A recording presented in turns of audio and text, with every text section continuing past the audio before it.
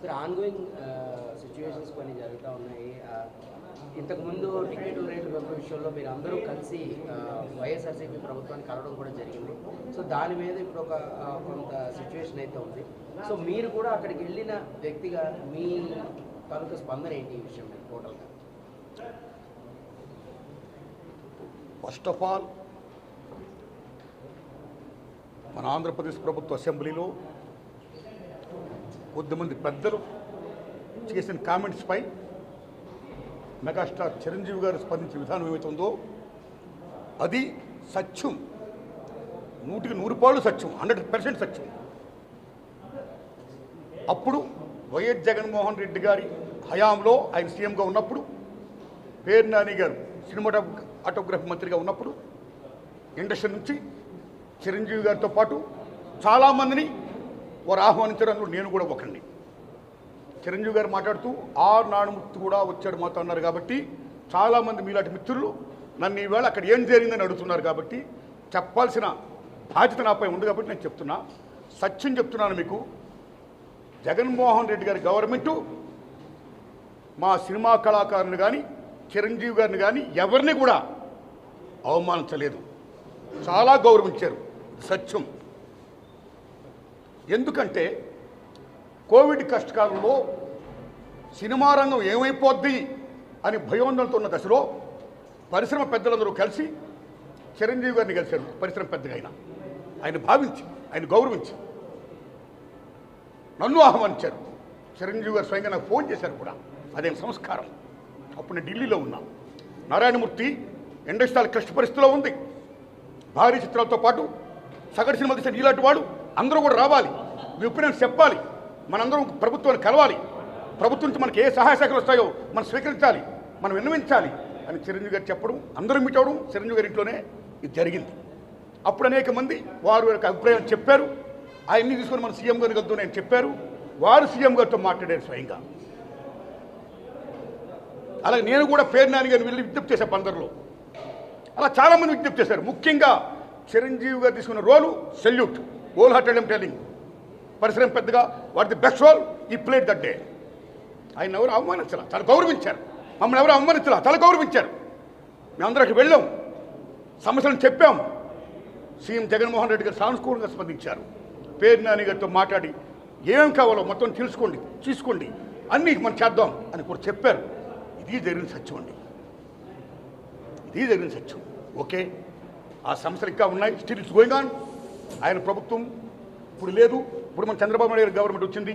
కాబట్టి ఈ గవర్నమెంట్లో ఆనాడు ఎక్కడ ప్రియాంబుల్, గత గవర్నమెంట్లో ఏ ప్రియాంబుల్ ఉందో, ఏ ప్రజలకి ఏ సమస్యలు ఉన్నాయో, ఏ ఇండస్ట్రీకి, cinema industry, anybody anything else, వాళ్ళకి ఏ సమస్యలు ఉన్నాయో అకార్డింగ్ టు ప్రియాంబుల్ గత ప్రభుత్వంలో ప్రజలు విన్నవించుకున్న విన్నపాలు ఏమైతే ఉన్నాయో ఆ విన్నపాలని ఇప్పుడు, ఆ సమస్యలు ఇప్పుడున్న ప్రభుత్వం చంద్రబాబు నాయుడు హయాంలో నెరవేర్చాలని, దానికి సినిమాటోగ్రఫీ మంత్రి గారు దుర్గేష్ గారు సహకరించాలని, మన తెలుగు ఇండస్ట్రీ నుంచి వెళ్ళి ఇవాళ డిప్యూటీ సీఎంగా ఉన్న పవన్ కళ్యాణ్ గారు చొరవ తీసుకోవాలని నేను విజ్ఞప్తి చేస్తూ మా సమస్యల్ని, మన పరిశ్రమ సమస్యల్ని క్లియర్ చేయాల్సిందిగా మనస్ఫూర్తిగా వారిని కోరుకుంటున్నా. Thanks a lot. Sir, Balakrishna గారు ఎవడు అడగలేదు అని చెప్పడం అనేది వారు తెలిసింది వారు చెప్పారు.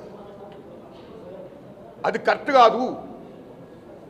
చిరంజీవి గారితో పాటు మేము చాలామంది వెళ్ళాం, అది అందరికీ తెలుసు. కాబట్టి ఆనాడు ఏమైతే అక్కడ సీఎం గారితో మాట్లాడుకున్నామో, ఏం చర్చలు జరిగాయో అవన్నీ కూడా మీకు media is the most powerful media, right?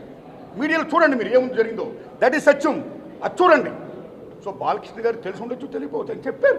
So నేను బాలకృష్ణ గారి గురించి మాట్లాడదలుచుకోవాలా. కానీ చాలామంది మాత్రం అప్పుడు వైఎస్ జగన్మోహన్ రెడ్డి గారి ప్రభుత్వం చిరంజీవి గారిని, సినిమా కళాకారుని అవమానించింది అనే అపప్రద ఏమైతుందో అది చాలా తప్పండి. అలా కామెంట్ చేయకూడదండి. Nobody have no right to assassinate other characters. సత్యం ఇంపార్టెంట్, ట్రూత్ ఇస్ ఇంపార్టెంట్. ఆ ట్రూత్ అప్పుడు ఏ కెమెరా అయితే షూట్ చేసావో అది చూడండి, అది తెలుసుకోండి, జనాన్ని చెప్పండి. That's all. సినిమా టికెట్ పదే పెంచడం రేట్లు ఎంతవరకు correct sir? Yes, since beginning పరిశ్రమలో ఒక సగటు నిర్మాతగా, దర్శకుడిగా, నటుడుగా, అన్నిటిని మించి ఒక ప్రేక్షకుడిగా మొదటి నుంచి నేను కానీ చాలామంది ప్రదక్షామం కూడా అనేక మంది సినిమా టికెట్ల రేట్లు పెంచొద్దు సామాన్య ప్రజలపై భారం మోయొద్దు మోపొద్దు అని ఎంతోమంది విజ్ఞప్తి చేస్తున్నాం, చాలామంది విజ్ఞప్తి చేస్తారు, కొంతమంది కోర్టు కూడా వెళ్తున్నారు. భారతదేశంలో సామాన్యుడు కూడా వినోదం మంచిది కేవలం సినిమా. మహాతల్లి సినిమా. సామాన్యుడు కూడా వినోదం మంచిది.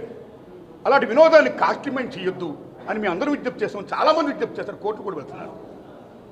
ఆ రోజుల్లో కేసీఆర్ గారు సీఎం గారు ఉన్నప్పుడు టికెట్ రేటు పెంచిపోతుంటే మాలాంటి వాళ్ళందరూ విజ్ఞప్తి చేశాం. మా విజ్ఞప్తిని మన్నించి కేసీఆర్ గారు అప్పుడు టికెట్ రేటు పెంచలా. కానీ తర్వాత అదే గవర్నమెంట్లో కొద్దిమంది వెళ్ళి ప్రొడక్షన్ కాస్ట్ ఎక్కువైపోతుందండి, టికెట్ రేట్స్ కన్నా పెంచకపోతే మేము కోరుకోవడం కష్టం అని కొన్ని విజ్ఞప్తి చేయడం వల్ల మళ్ళీ అగైన్ టికెట్ రేట్లు పెంచారు. అప్పుడున్న గవర్నమెంట్ కూడా పెంచారు. తర్వాత ఇప్పుడు రేవంత్ రెడ్డి గారి గవర్నమెంట్ వచ్చింది. రేవంత్ రెడ్డి గారి గవర్నమెంట్ వచ్చిన తర్వాత అగైన్ ఈ టికెట్ రేట్ పెంచడం అనేది స్టిల్ గోయింగ్ ఆన్. ఇది కరెక్ట్ కాదు. ఎందుకంటే టిక్కెట్ల రేట్లు పెంచేది కేవలం హీరో అభిమానుల కోసం, ఆ ఒత్తిడిని తట్టుకోలేక ఒత్తిడిని తగ్గించడం కోసం, కాస్ట్ని పెంచుకోవడం కోసం, కాస్ట్ని రీకాల్కులేట్ చేసుకోవడం కోసం పెంచుతూనే ఉంటున్నారు. హీరో అభిమానులు కూడా తల్లిదండ్రులు ఉంటారు, హీరో అభిమానులు కూడా పేదవాళ్ళు ఉంటారు. ఒక్కొక్క టికెట్ 1000 రూపాయలు అయితే ఎలా కొంటారు టికెట్లు? ఎక్కడ అప్పుసప్పులు చేస్తారు? ఏమేమిపోతారు ప్రేక్షకుడు? ఎంత భారం మోపుతున్నారు? అది కరెక్ట్ కాదు. ఈవేళ మళ్ళీ చెప్తున్నాను మిత్రులారా, మీరు నమ్మండి, మన తెలుగు చలనచిత్ర పరిశ్రమలో ఫస్ట్ లవ్ కుష్ తీశారు. That is the biggest hit in India in Telugu. ఆ సినిమాకి 5 years పట్టింది శంకర్ రెడ్డి గారి నిర్మాతానికి. నేను 5 years తీశాను, ఎన్నో కోట్లు అప్పు చేశాను, ఖర్చు పెట్టాను, నా సినిమా రిలీజ్ చేస్తున్నాను, టికెట్ పెంచండి అని ఏనాడు ఆయన ప్రభుత్వం అడగలా శంకర్ రెడ్డి గారు. అదే లవ్ కుష్ సూపర్ డూపర్ హిట్ అయింది. మీరు నమ్మండి, 5-6 సంవత్సరాలు కంటిన్యూగా ఆడింది.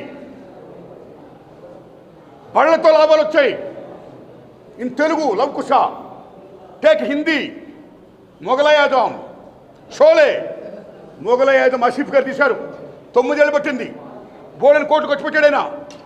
నాకు 9 ఏళ్ళు పట్టింది, చాలా కోట్లు ఖర్చు పెట్టాను, నా సినిమా రిలీజ్ చేస్తున్నాను, నాకు టికెట్లను పెంచండి అని ఆసిఫ్ గారు ఏనాడు కూడా ప్రభుత్వం అడగలా.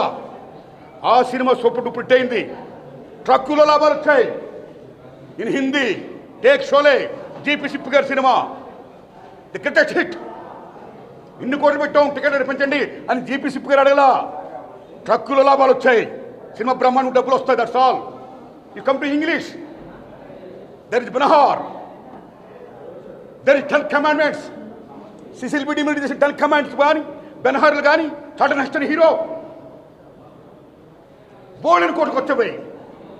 కానీ ఏనాడు ఆ నిర్మాతలు మాకు ఇన్ని కోట్లు ఖర్చుపోయి, మాకు డబ్బులు పెంచండి, టికెట్ రేటు పెంచండి అని ప్రభుత్వం అడగలా. ఆ సినిమాని ప్రేక్షకులు బ్రహ్మరథం పట్టారు, ఆడించారు. మీరు నమ్మండి, గూడ్సుల్లో లాభాలు వచ్చే వాళ్ళకి. సినిమా బాగుంటే డబ్బులు వస్తాయండి. ఈ రకంగా టికెట్ రేట్లు పెంచుకుంటూ సామాన్యుడిపై భారం మోపడం అనేది పరమ దారుణాతి దర్శాలు.